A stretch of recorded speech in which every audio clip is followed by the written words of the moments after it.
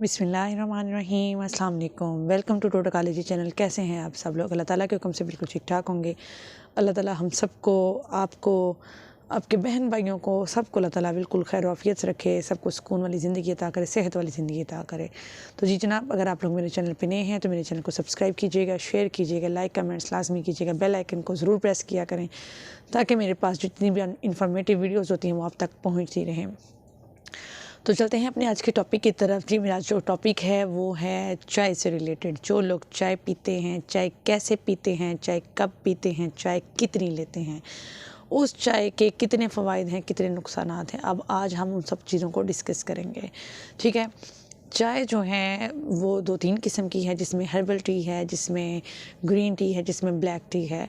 Mostly 80% जो है वो ब्लैक टी और हर्बल टी ली जाती है, 20% जो है वो ग्रीन टी यूज़ की जाती है। हालांकि ग्रीन टी जो है वो बहुत बेनिफिशियल है आप लोगों के लिए। वो जिस वक्त भी आप लें, खाने के बाद लें, खाने से पहले लें, बहुत ज़्यादा फ़ायदा मंद है। लेकिन जो मोस्टली जो चाय इस्तेमाल होती है वो ब्लैक टी है।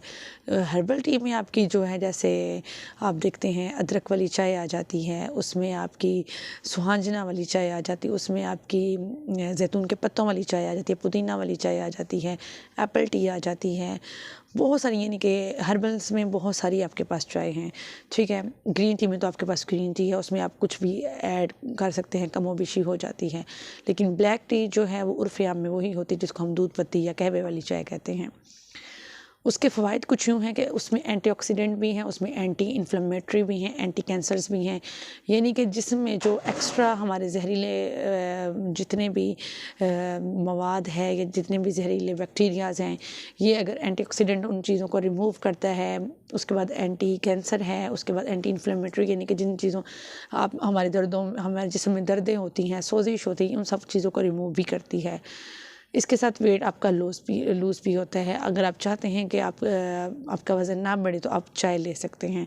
लेकिन ये सब चीज़ें आप मेरी काफ़ी सारी वीडियोस में आपने नोटिस किया होगा कि मैं आपको कहती हूँ कि हर चीज़ एक लेवल पे, एक अमाउंट में ली जाती है।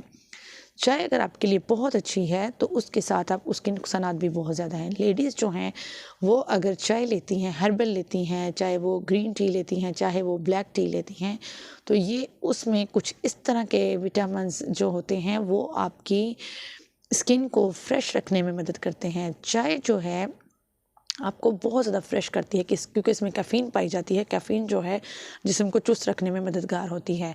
तो अगर आप बेड टी लेते हैं तो आप उसमें पत्ती का कम इस्तेमाल करें। ठीक है। क्योंकि उस वक्त आपका मैदा बिल्कुल खाली होता है, उस वक्त आप कोई भी हाई चीज़ या हाई डेफिशिएंसी चीज़ नहीं इस्तेमाल कर सकते। तो चाय का जो इस्तेमाल है वो बहुत अच्छा है, लेकिन एक अमाउंट तक। ठीक है। हम लोग जो हैं, हम लोगों की रूटीन ये होती है, एशियन लोगों की, कि खाना खाने के बाद जब चाय आ जाती है तो समझिए खाना स्टॉप हो गया, चाय पीजिए, इसके बाद आप कुछ नहीं लेंगे। ठीक है। खाने में आप बहुत सारे विटामिन्स लेते हैं, बहुत सारा कैल्शियम लेते हैं, आयरन लेते हैं, प्रोटीन्स लेते हैं, और जो चाय है इन सब चीज़ों को डिसॉल्व कर देती है, ख़त्म कर देती है, कुछ भी नहीं आपके मैदे में रहने देती। ठीक है। तो जितने आपने प्रोटीन्स लिए होते हैं, जितना आपने कैल्शियम लिया होता है, आयरन लिया होता है, विटामिन्स लिए होते हैं, तो वो चाय के साथ आपके वॉश आउट हो जाते हैं। तो उस चाय का कोई फ़ायदा नहीं है, उस खाने का कोई फ़ायदा नहीं होता। तो कहने का ये मतलब है कि खाने के बाद आप चाय मत लें। तो खाने के बाद अगर आप चाय नहीं लेंगे, आप उसके अलावा हट के चाय लेंगे, तो हट के अगर आप चाय लेते हैं तो वो आपको बहुत ज़्यादा फ़ायदा देती है। आप चाय को खाने के फ़ौरी बाद मत लें। आप सुबह नाश्ते के भी घंटे के बाद, 1 घंटे के बाद चाय लें, क्योंकि नाश्ते में भी आप बहुत अच्छा नाश्ता लेते हैं, तो वो आपके उस नाश्ते का कोई फ़ायदा नहीं होता।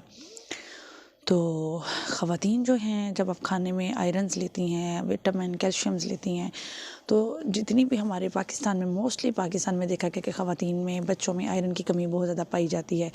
तो जब आयरन की कमी आप लोगों को होती है तो उसके बाद आपको एनीमिया का मसला बनता है। जब एनीमिया का मसला बनता है, आपके जोड़ों के दर्द, आपको काफ़ी सारे दर्द जो हैं वो शुरू हो जाते हैं।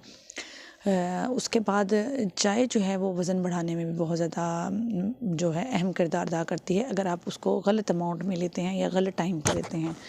तो जब आपका वज़न बढ़ेगा तो आपके घुटनों पे, आपके जोड़ों पे वज़न पड़ेगा, तो वो आपको जॉइंट, जितने भी आपके जिस्म के जोड़ हैं उनमें दर्द होगी।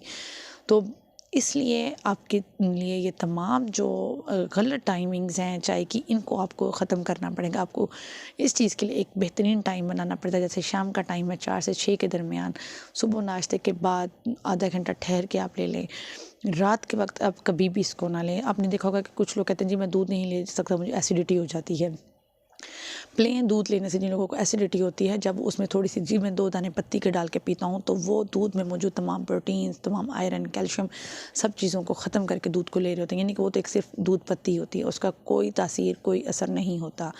अब कुछ लोग देखेंगे कि ये बच्चे को दूध दिया जाता है तो जी रेशा हो गया, उसमें हमने 2 दाने पत्ती के डाल दिए, तो वो भी गलत है। कभी भी दूध में पत्ती को ऐड करके दूध की तासीर को मत हासिल करेंगे, वो आपको तासीर ख़त्म नहीं हासिल होती, उसकी तासीर ख़त्म हो जाती है। आप यूजुअली घरों में देखा गया है कि जी हम लोग अभी दोपहर का खाना खा के फ़ारिग नहीं होते तो चाय आ जाती है। कभी भी दोपहर के खाने के बाद चाय मत लें। 4 से 6 के दरमियान आप चाय लें, जब कोई मील टाइम नहीं होता आप लोगों का।